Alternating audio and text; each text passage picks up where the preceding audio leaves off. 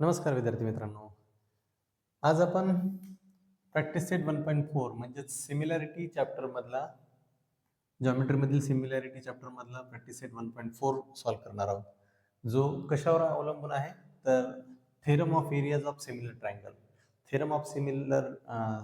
Theorem of areas of similar ट्रायंगलवर आपण video बनवला आहे आधी. तो व्हिडिओ तुम्ही जर का पाहिला असेल तर त्याच्यातून तुम्हाला कळालं असेल की जर दोन ट्रायंगल सिमिलर असतील आणि त्यांच्या एरियाचा जर का रेशो घेतला तर तो रेशो हा त्यांच्या करस्पॉन्डिंग साईडच्या स्क्वेअर्सच्या रेशो एवढा येतो. बरोबर आहे का? म्हणजे समजा जर का ट्रायंगल ABC आणि ट्रायंगल PQR ट्रायंगल ABC आणि ट्रायंगल PQR यांच्या एरियाचा जर का रेशो घेतो म्हणलं तर तो काय याच्या करस्पॉन्डिंग साईड्सच्या स्क्वेअर्सच्या रेशो एवढा येतो असं आपण शिकलो. तीनही करस्पॉन्डिंग साईड्सच्या स्क्वेअर्सच्या रेशो एवढा एरियाचा रेशो येतो असं आपण शिकलो. ठीक आहे ना? आता त्याच थेरमचा यूज करायचा आहे आणि आपल्याला प्रॅक्टिस सेट 1.4 सॉल्व्ह करायचा आहे. ठीक आहे ना?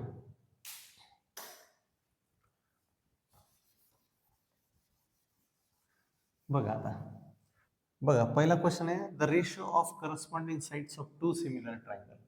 दोन समरूप त्रिकोणाच्या संगत बाजूंचा रेशो दिला इथं ऑलरेडी तुम्हाला 3:5. म्हणजे आता मी जे तिकडे तुम्हाला लिहून दाखवलं होतं त्याच्यामधल्या साईडचा रेशो होता ना त्याचा स्क्वेअर होता तिथं, पण इथं मात्र साईडचा रेशो दिलाय, करस्पॉन्डिंग साईडचा रेशो. ठीक आहे ना? आणि फाइंड काय करायला सांगितलंय? Ratio of their areas. तर समजा ते दोन ट्रायंगल्स हे मी ट्रायंगल 1 आणि ट्रायंगल 2 असे घेतले. ठीक आहे ना? आणि हे दोन ट्रायंगल्स सिमिलर आहेत. ठीक आहे ना? मग त्यांना मी असं लिहितो.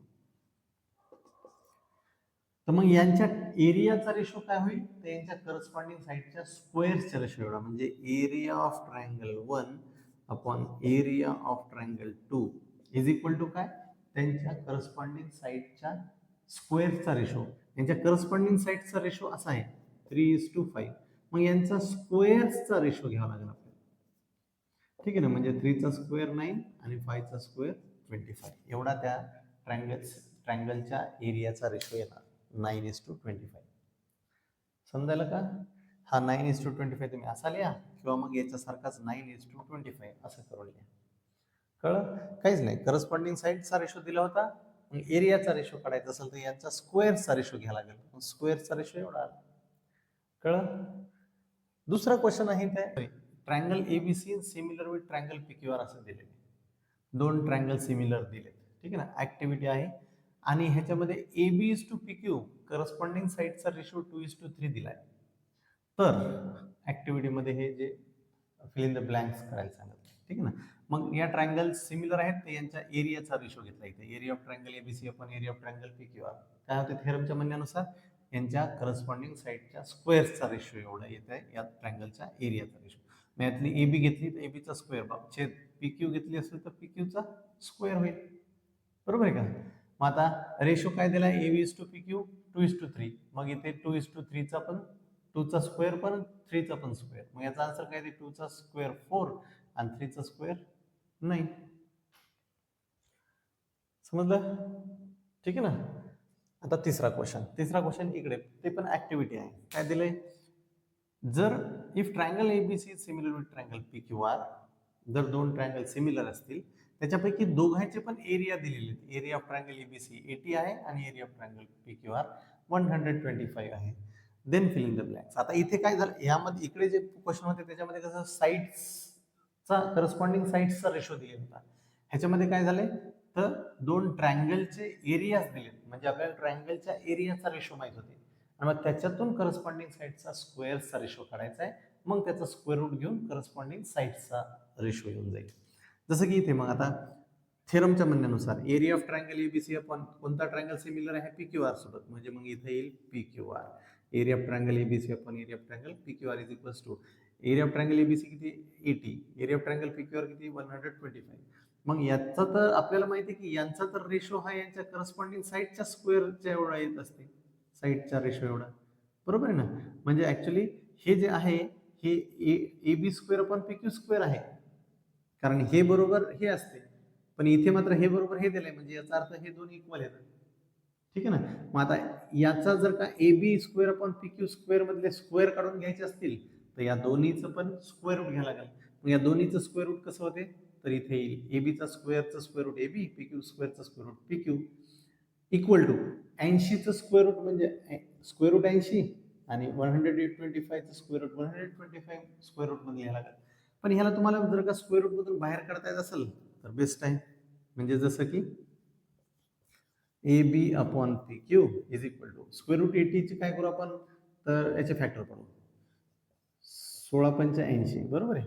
इकडे खाली पण 125 चे पण फॅक्टर करू 125 इंटू 5 है ना, 25 5 1600 म्हणजेच 125. आता ह्यालाच कसं लिहिता येईल, ह्याच्यातून 16 स्क्वेअर रूट मधून बाहेर येईल तर तो 4 होते, म्हणजे उरते स्क्वेअर रूट मध्ये 5. ह्याच्यातून 25 बाहेर येतो तर त्याचं होते 5 आणि उरते स्क्वेअर रूट मध्ये 5. हे कॅन्सल होतात, म्हणजेच A B by P Q is equal to किती होते 4/5. कळलं. हे तुम्ही एवढं सॉल्व्ह करून लिहिपर्यंत म्हणजे लिहिण्यापेक्षा डायरेक्ट जर काही इथं 4/5 लिहिलं तरी हरकत नाही. फक्त हे कसं सॉल्व्ह करायचं हे तुम्हाला एकदा समजून सांगितलं. ठीक आहे. आता फोर्थ क्वेश्चन. फोर्थ मध्ये काय दिलंय, triangle LMN is similar with triangle PQR. 9 times area of triangle PQR is equal to 16 times area of LMN. दोन ट्रायंगल सिमिलर आहेत आणि यांचा रेशो न देता किंवा यांच्या करस्पॉन्डिंग साइडचा रेशो न देता 9 times area of triangle PQR is equal to 16 time area of triangle LMN असं दिले. तर ह्याला तुम्हाला रेशो, हा तुम्हाला रेशोच दिलेला आहे, फक्त त्याला रेशोच्या फॉर्म मध्ये मांडलेलं नाही. जर if P Q R equals to 20, जर ह्यातलीच एक साइड क्यू आर 20 आहे तर यातलीच एक साइड करस्पॉन्डिंग साइड याची करस्पॉन्डिंग असणार आहे, नक्कीच एम एन फाइंड करायचं आहे. मग आता ह्याचं सॉल्व्ह कसं करायचं, आन्सर कसं आणायचं, तर हे जे दिलेलं आहे ना यालाच कन्वर्ट करू. जसं की हे 9 times area of triangle PQR is equal to 16 times area of LMN आहे ना, तर ह्याला मी असं लिहिलं तर हा 9 इकडे घेतो आणि हा एलिमेंट इकडे घेतो. ठीक आहे, म्हणजे हा area of triangle PQR divide by हा एलिमेंट इकडे आला, एरिया ऑफ ट्रायंगल एलिमेंट तर कसं होईल असं, बरोबर आहे. इक्वल टू इकडे 16 आहेच ऍज इट इज, फक्त हा 9 जो आहे हा 9 इकडे गेला तर तो डिनॉमिनेटर मध्ये जाईल 16/9. आता बघा एरिया ऑफ ट्रायंगलचा रेशो आलाय आपल्याकडे 16/9, बट आपल्याला माहिती आहे की एरिया ऑफ ट्रायंगलचा रेशो तर त्याच्या करस्पॉन्डिंग साइडच्या स्क्वेअरचा रेशो एवढा यायला पाहिजे. म्हणजे याचा अर्थ काय लिहिता येते मला, 16/9 इज इक्वल टू करस्पॉन्डिंग साइडचा स्क्वेअर आणि त्याचा रेशो. मग याच्यात क्यू आर दिली म्हणजे ही साइड दिली, मग हिची करस्पॉन्डिंग काय होते तर एम एन, बरोबर आहे ना. मग वर घ्यायला लागेल मला क्यू आर चा स्क्वेअर आणि खाली घ्यायला लागेल मला एम एन चा स्क्वेअर. कळलं. ठीक आहे ना, कारण या ट्रायंगलच्या एरियाचा रेशो हा याच्या करस्पॉन्डिंग साइडच्या स्क्वेअरचा रेशो एवढा येते. याची व्हॅल्यू एवढी दिलेली म्हणजे करस्पॉन्डिंग साइडचा स्क्वेअरचा रेशो हा एवढा येते. मग आता दोन्हीकडून स्क्वेअर रूट घेऊ, taking square root on both sides. दोन्ही बाजूने जर का स्क्वेअर रूट घेतो म्हणलं तर इकडे काय होईल 4/3 है ना, आणि इकडे काय येईल म्हटलं असेल मी इकडे लिहितो.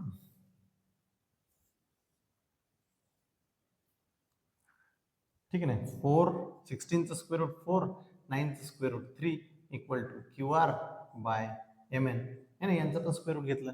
आता ह्याच्यापैकी एक बाजू दिलेली क्यू आर 20, मग ती इथं ठेवा, म्हणजे काय होईल एम एन इकडे घ्या 4/3 तिकडे घ्या, तर M N is equal to Q R आहे 20, तो 3 छेदातला वर जाईल न्यूमरेटर टू डिनॉमिनेटर.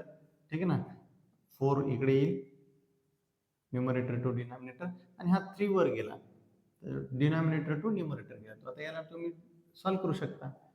5×20 आणि 5×3=15 म्हणजे एम एन इक्वल्स टू किती आलं 15.